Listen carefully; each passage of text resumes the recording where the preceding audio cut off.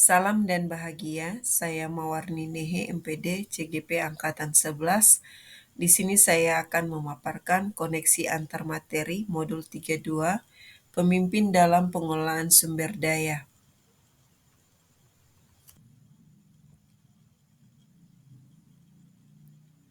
Tujuan pembelajaran khusus CGP mampu menghubungkan materi modul ini dengan modul-modul yang didapatkan sebelumnya. Pertanyaan pertama, kesimpulan tentang apa yang dimaksud dengan pemimpin pembelajaran dalam pengolahan sumber daya dan bagaimana Anda bisa mengimplementasikannya di dalam kelas, sekolah, dan masyarakat sekitar sekolah. Maka cara saya mengimplementasikannya, sebelumnya kita ketahui dulu bahwa seorang pemimpin pembelajaran yang efektif dalam pengolahan sumber daya adalah seorang yang menggunakan pendekatan berbasis aset atau kekuatan dalam mengidentifikasi aset, mengoptimalkan sumber daya yang tersedia untuk diidentifikasi dan dikembangkan potensinya yang mendukung proses pembelajaran. Cara mengimplementasikannya di dalam kelas menggunakan sarana-prasarana yang tersedia secara efektif dan efisien, mengoptimalkan kolaborasi guru dan murid dalam melaksanakan suatu kegiatan, mendorong murid untuk menggali kreativitasnya, berkolaborasi dengan rekan guru dan murid dalam melaksanakan kegiatan di sekolah. Sedangkan pengimplementasikannya di sekolah, yang pertama, memanfaatkan sarana-prasarana sekolah secara efektif dan efisien, berkolaborasi dengan semua anggota sekolah atau warga sekolah. Ketiga, memaksimalkan komunitas sekolah dengan visi bersama untuk kemajuan sekolah. Dan keempat, menggunakan sumber daya finansial untuk menunjang setiap kegiatan. Implementasinya di lingkungan sekolah, berkolaborasi dengan berbagai instansi masyarakat, lembaga masyarakat, instansi pemerintah, membangun hubungan dengan komunitas sekitar sekolah, berpartisipasi dalam pengembangan budaya lokal. Pertanyaan selanjutnya, jelaskan dan berikan contoh bagaimana hubungan pengolahan sumber daya yang tepat akan membantu proses pembelajaran murid menjadi lebih berkualitas. Pengolahan sumber daya yang tepat akan membantu proses pembelajaran murid menjadi lebih berkualitas karena setiap sumber daya yang ada akan dimanfaatkan secara efektif dan efisien dalam mendukung proses pembelajaran yang berpihak kepada siswa. Ada 7 modal aset yang bisa digunakan untuk mendukung proses pembelajaran menjadi berkualitas, yaitu modal manusia, di sana itu kepala sekolah, guru, tenaga pendidik, dan semua yang ada di sekolah termasuk murid, dan begitu juga warga lainnya yang ikut mendukung berjalannya pembelajaran di sekolah, termasuk misalkan di sekolah kami PLP 2 yang bekerja sama dengan calon guru penggerak yang bekerja sama dengan universitas. Kemudian untuk modal fisik sendiri, yang kedua modal fisik yaitu mengenai bangunan, di sana ada bangunannya. Di sana ada bangunan yang kokoh, ada ruang kepala sekolah, ada ruang guru, ada ruang lab, ada ruang tendik, ruang OSIS misalkan, kemudian banyak hal, artinya semua yang menjadi pendukung dalam proses pembelajaran ini.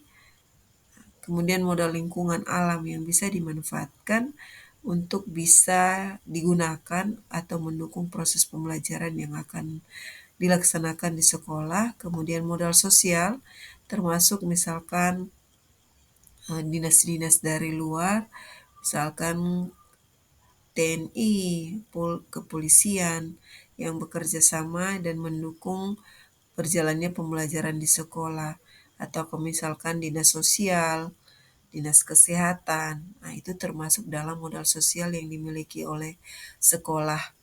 Kemudian modal agama dan budaya. Modal agama ini termasuk kegiatan keagamaan, misalkan melakukan kebaktian sekali sebulan, sekali 3 bulan. Kemudian setiap apel pagi, memulai apel itu dengan budaya sapa, ya.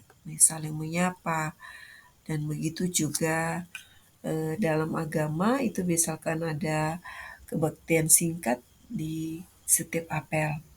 Jadi budaya ini juga ada yang namanya misalkan kelompok-kelompok tari, ya sanggar yang memang melestarikan budaya-budaya lokal terutama yang ada di Kabupaten Selatan.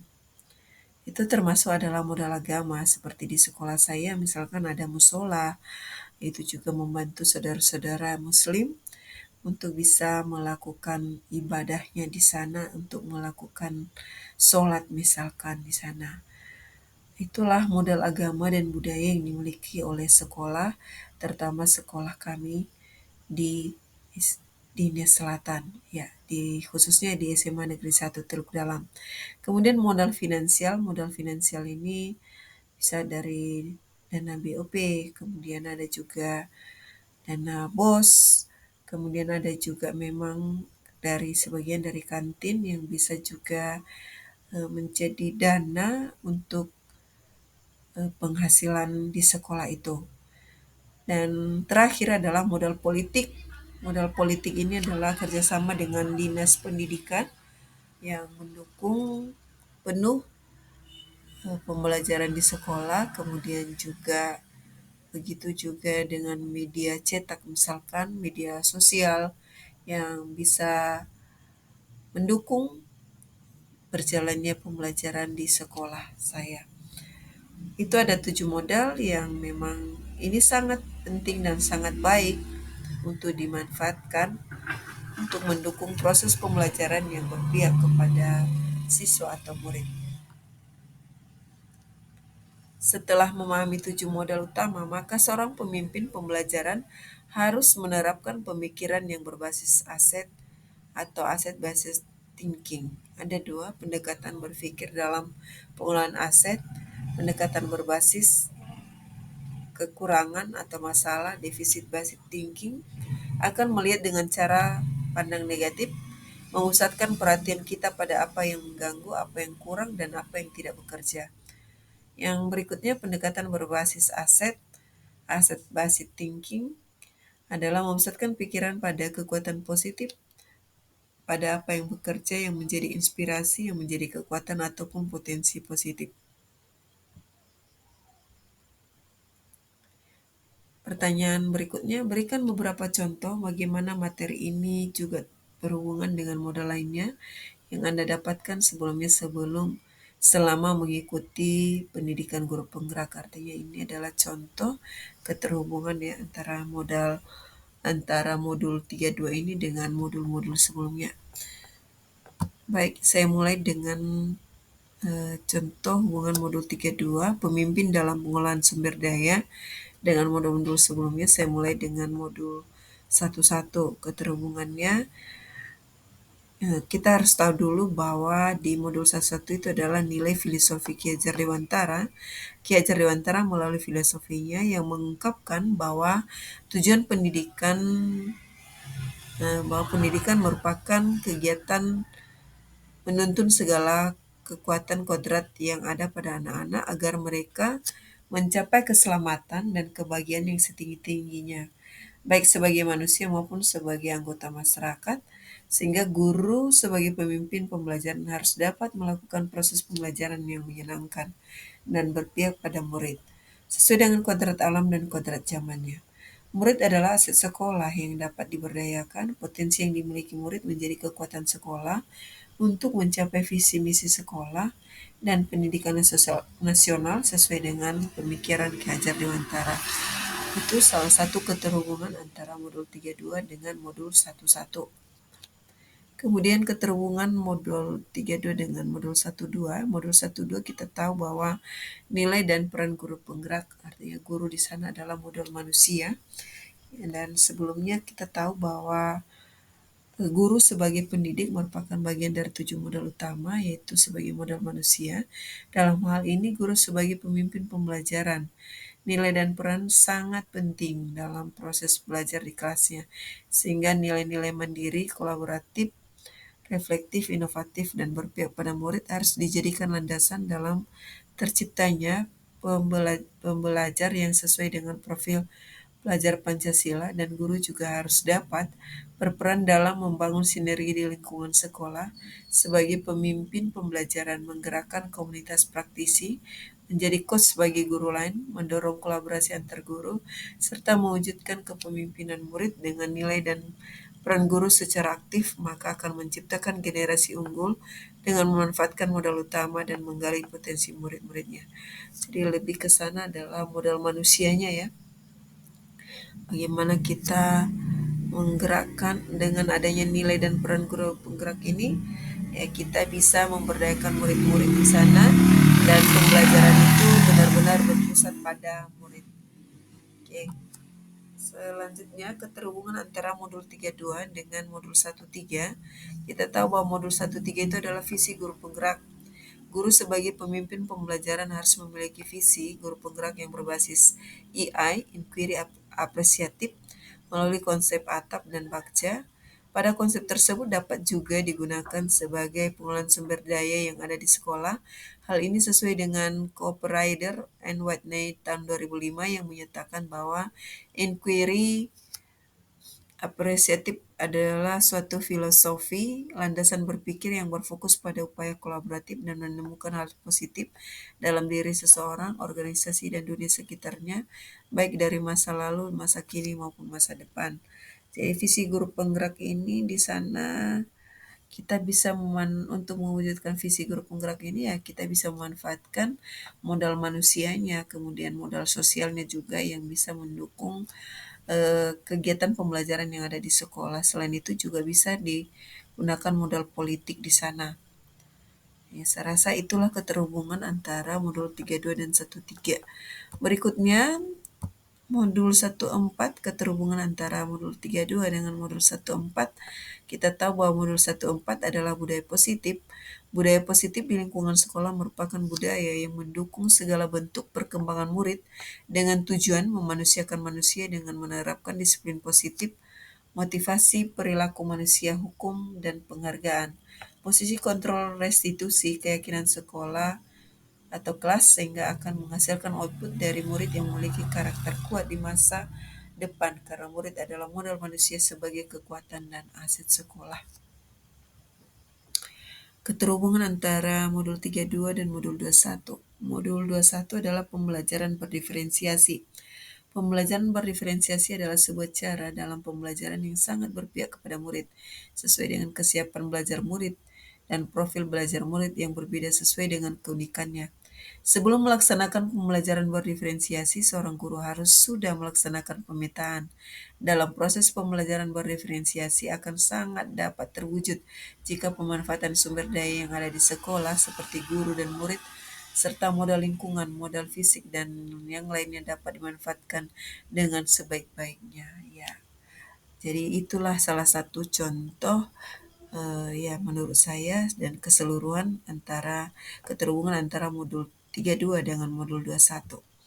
Berikutnya keterhubungan antara modul 22 dengan modul 32. Kita tahu bahwa modul 22 adalah pembelajaran sosial dan emosional, merupakan strategi dan atau cara seorang pemimpin pembelajaran dalam melakukan kolaboratif oleh seluruh komunitas sekolah yang menekankan pada keterampilan dan pengolahan mengenai aspek-aspek emosional.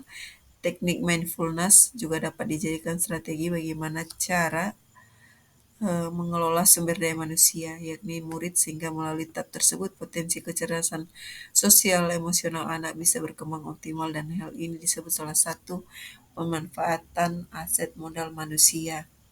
Tentunya harus didukung oleh modal yang lainnya ya, misalkan modal agama dan budaya. Ya, modal agama dan budaya itu juga penting dalam pendukungan pembelajaran sosial dan emosional ini. Kemudian keterhubungan antara modul 32 dengan modul 23 yaitu coaching merupakan sebuah strategi atau cara seorang pemimpin pembelajaran untuk melakukan pengembangan kekuatan diri pada diri anak dengan menuntun, mendampingi anak untuk menggali potensi anak dan memaksimalkannya. Pada proses koci memberikan kesempatan anak-anak berkembang dan menggali proses berpikir pada diri anak. Coaching ini ada hubungannya pada pemanfaatan aset yang dimiliki oleh sekolah, baik si coach, coachi, dan sarana prasarana dapat difungsikan untuk pengembangan sekolah.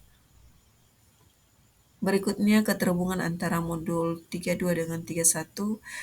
Modul 31 kita tahu bahwa adalah pengambilan keputusan yang bertanggung jawab. Pengambilan keputusan diharapkan selalu melalui tahap dan proses pertimbangan 4 paradigma, 3 prinsip, dan 9 tahap pengujian dan pengambilan keputusan. Pengambilan keputusan yang bertanggung jawab secara tepat dan pengolahan sumber daya dapat memaksimalkan fungsi dan manfaat aset yang ada. Keterhubungan antara modul-modul sebelumnya sudah selesai, tapi di sini saya akan membahas bahwa modul 32 itu adalah pemimpin dalam pengolahan sumber daya. Sudut pandang mengenai pemimpin pembelajaran dan pengolahan sumber daya ini menjadi berubah karena ternyata seorang pemimpin harusnya selalu mengedepankan pola pikir berbasis kekuatan aset, sehingga hal tersebut membuat kita akan berpikir positif dengan memanfaatkan sumber daya dan atau aset yang ada di sekolah dan sekitarnya.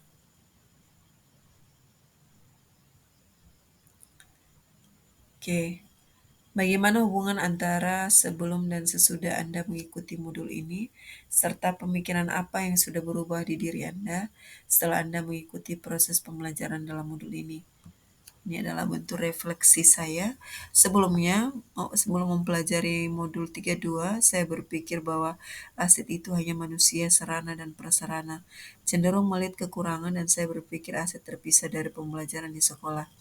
Setelah mempelajari modul ini, eh, pikiran saya berubah. Ternyata ada 7 modal atau aset kekuatan yang ada di sekolah.